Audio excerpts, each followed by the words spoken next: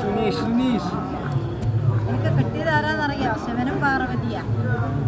ശിവനും പാർവതിയും ഗണപതിയും സുബ്രഹ്മണ്യനും അച്ഛനും അമ്മയും മക്കളാണ്. എല്ലാവരും കൂടി ചേർന്നതാണ് കിട്ടിയത്. സന്തോഷ കുടുംബമാണ്. സന്തോഷ കുടുംബമായി ജീവിതം മുന്നോട്ടെത്താനുള്ള വിധിയൊക്കെ ഉണ്ട്. സമയമുണ്ട്, ശരിയായി വരും. ആദ്യം പരാജയം, പിന്നെ വിജയിക്കും കേട്ടോ. വിജയിച്ചിട്ട് ഇനി പരാജയപ്പെടില്ല. പരാജയപ്പെട്ടിട്ട് വിജയിക്കും. ഉരണ്ട മൂക്ക നിർബന്ധമില്ല, സ്വന്തം അഭിപ്രായം. ഒരാളെ ഉപദേശങ്ങൾ ഒരാളെ കാര്യമില്ല, കണ്ണ് കണ്ടാലേ വിശ്വസിക്കൂ. വിദ്യ പഠിച്ചിട്ടുണ്ട്, ചെറിയ വിദ്യയാണ്. വലിയ വിദ്യ എനിക്ക് വിജയിക്കാൻ കഴിഞ്ഞിട്ടില്ല. പഠിച്ച വിദ്യയ്ക്ക് ഒരാളെ മുന്നിൽ പരാജയപ്പെടും. പൈസ ഉണ്ടെങ്കിൽ ഇല്ലെങ്കിൽ ഒരേ വേഷമാണ്. പണം ഉണ്ടല്ലോ എന്നുള്ള അഹങ്കാരമില്ല, ഇല്ല എന്നുള്ള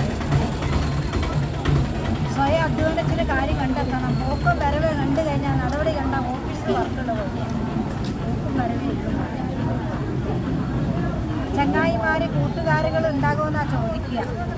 അവരെ 2 മിനിറ്റോട് സ്നേഹിക്കുക, 2 മിനിറ്റ് അവരെ ഒഴിവാക്കുക. കാര്യപ്പെട്ട കൂട്ടുകാരുകൾ നിനക്ക് 2 ബാക്കിയുള്ളവരെ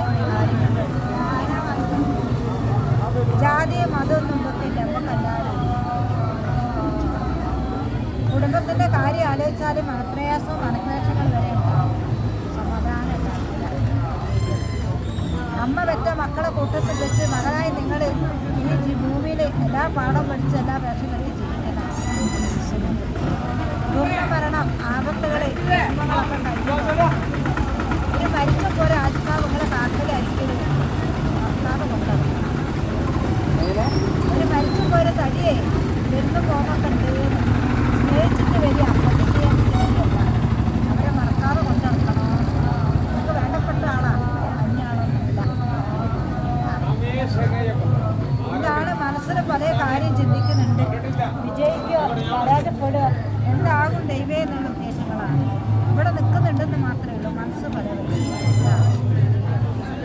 എന്നാലും നിങ്ങൾ അമ്മ വെച്ച മക്കളെ കൂട്ടത്തിൽ വെച്ച് കുടുംബത്തിൽ അച്ഛ കുടുംബം വയ്ക്കുക, അമ്മ കുടുംബത്തിൽ നിന്ന് വന്നു കഴിഞ്ഞാൽ നിങ്ങൾക്ക് ദുഃഖം, വിഷമം, പ്രയാസങ്ങൾ, ആപത്തുകൾ കുടുംബത്തിൽ വീട്ടിൽ സമാധാനങ്ങളില്ല.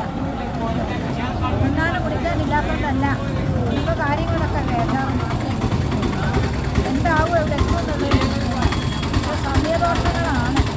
കണ്ടക ശനി കൊണ്ടുപോകുക, വഴി തങ്ങൂല, അന്വേഷിച്ചേ സമയദോഷങ്ങളൊക്കെ തീരാളെ രൂപമുണ്ട്. വലുതായിട്ട് നിന്ന് വരണ്ടേ, ചെറുതായിട്ട് വലിയൊരു കോടീശ്വരനായി ജീവിക്കണം എന്നുള്ള ആഗ്രഹമില്ല. ചെറിയ ചെറിയ പ്രതീക്ഷകൾ മാത്രമേ ഉള്ളൂ. ശരിയായ യോഗമാണ്. കുറഞ്ഞൊരു പൈസയ്ക്ക് ആവശ്യപ്പെടുന്നുണ്ട്. പണം ആരുടെ കയ്യിൽ ആ പരിപാടി മനസ്സിൽ തോന്നി വയ്ക്കുക. പണം കയ്യിൽ കിട്ടാൻ കാര്യം നടക്കാനും അധ്വാനിച്ച പണം മതി, അധ്വാനിക്കാത്ത പണം വേണ്ട എന്നുള്ളൊരു ചിന്തയാണ്. അധ്വാനിച്ചുകൊണ്ടാണ് 3 മാസത്തിനുള്ളിൽ ഒരു എഗ്രിമെൻറ്റിൽ ഒപ്പുവെക്കാൻ യോഗം. അടിപൊളി കഷ്ടമൊന്നുമല്ല, സന്തോഷകാലത്തിനല്ല, പെട്ടെന്ന് ശരിയായി വരും, സാധിക്കും. ആര് തോൽപ്പിച്ചാലും ദൈവം വയ്ക്കൂല. വഴി കണ്ടാൽ അമ്പലം കണ്ടാൽ എപ്പോഴും പോയി ആരാധിക്കില്ല. മനസ്സിലാണ് ദൈവം. ദൈവമുണ്ട് മനസ്സിൽ, ഹൃദയത്തിലുണ്ട്. ഒരാളെ ബോധ്യപ്പെടുത്തണമെന്നല്ല, കുടുംബജീവിതം കൊണ്ടൊക്കെ നന്നാകാനും നല്ല കാര്യമൊക്കെ നടക്കും. പിണങ്ങി നിൽക്കുന്നവർ ഇണങ്ങി നിൽക്കും. വരൂലാന്ന് പറഞ്ഞവർ വരും, കൂടി ഒരുമിക്കും. സന്തോഷിക്കേണ്ട ലക്ഷണം. എവിടെ ചെന്നാലും കുഴങ്ങൂല. ആര് തോൽപ്പിച്ചാലും ദൈവഗുരുത്വം എവിടെ ചെന്നാലും.